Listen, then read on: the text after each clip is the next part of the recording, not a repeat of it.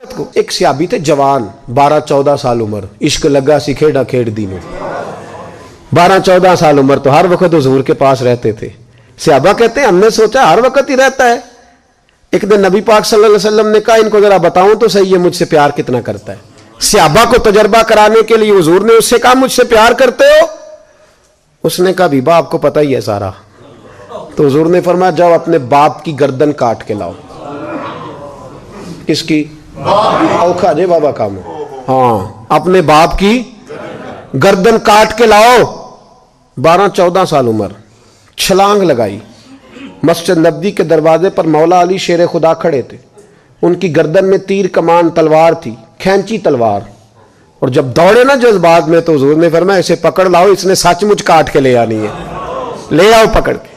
عاشق نزاکت جانتے ہیں۔ حضرت طلحہ بن برا بیمار ہو گئے، بیمار، دن میں 2 دفعہ میرے نبی تیمارداری کرنے جاتے تھے، 2 دفعہ۔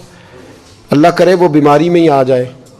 چر ہویا مینو ترلے لیندیاں کدی موڑ میرے ول واگاں، خواب میری وچ ایک وار جہاں میں ساری عمر نہ جاگاں۔ نبی پاک صلی اللہ علیہ وسلم 2 دفعہ تیمارداری کرنے جاتے، 2 دفعہ دن، 2 دفعہ حضور پتہ لے۔ ایک دن حضور شام کو گئے، ان کا ماتھا چوما تو حضور کی آنکھوں میں آنسو آ گئے۔ پھر میرے حبیب پاک نے ان کے والد کو کونے میں بلایا، کوئی بات کہی، باپ بھی رونے لگے۔ حضور نے پھر پیار کیا، چلے گئے۔ حضرت طلحہ اپنے ابا جی سے کہنے لگے حضور کیا کہہ کے گئے؟ کہا بیٹے کچھ نہیں۔ کہا نہیں مجھے بتائیں، کچھ نہیں، رشتہ ہی بڑا نازک، نہیں بتائیں۔ تو باپ نے سر پہ ہاتھ رکھا، کہا حضور کہہ گئے ہیں تو آج شام کو فوت ہو جائے گا، اور جب حضور نے کہا جب اس کا انتقال ہو جائے تو مجھے خبر کرنا۔ والد کو چارپائی پہ بٹھا کے تو حضرت طلحہ نے ہاتھ پکڑ لیا۔ عشق تے اگ دوویں ایک برابر، پر عشق دا سیک ودھیرا، اگ تے ساڑے ککھ تے کانے، عشق ساڑے تن میرا، او اگ دا دارو می تے پانی، مینوں کوئی دسے عشق دا دارو کیڑا، بلے شاہ اتھے کچھ نہیں بچدا جتھے عشق ہوراں دا ڈیرا۔ ہاتھ پکڑا باپ کا اور کہنے لگے ابا جی ایک وعدہ کرو، رات کو جب میں فوت ہو جاؤں تو نبی پاک کو اطلاع نہیں دینی، خبر۔ کہا بیٹے حضور کہہ گئے ہیں دینی ہے، تو کہتا نہیں دینی، کیوں؟ عاشق نزاکت جانتے ہیں، اگرچہ 12-14 سال عمر تھی پر عشق پکا تھا نا، نزاکت سمجھتے تھے۔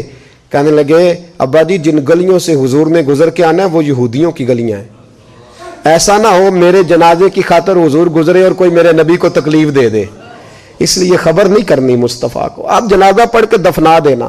رات کو انتقال ہوا، باپ نے جنازہ پڑھا، دفن کیا، سارا کچھ جاننے والے رسول آئے۔ کہا مجھے بتایا کیوں نہیں؟